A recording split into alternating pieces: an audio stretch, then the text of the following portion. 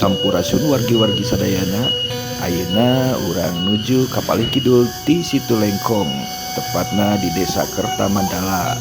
Di dieu aya hiji pasarean anu katelah pasarean Eyang Wangsayuda. Teu acan aya catatan anu jelas tentang eyang nu hiji ieu, namung numutkeun sababaraha sakool sepuh sareng folklor ti sepuh.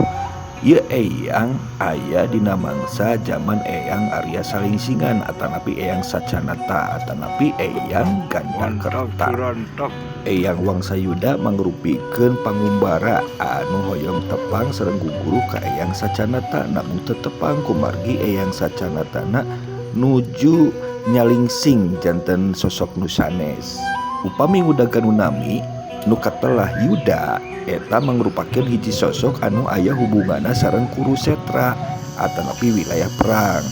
Tiasa wae upami ngudagan nu tritantu Eyang Wangsayuda aya di wilayah Kajagabayaan atanapi wilayah perang atanapi anu ngurus peralatan kanggo perang.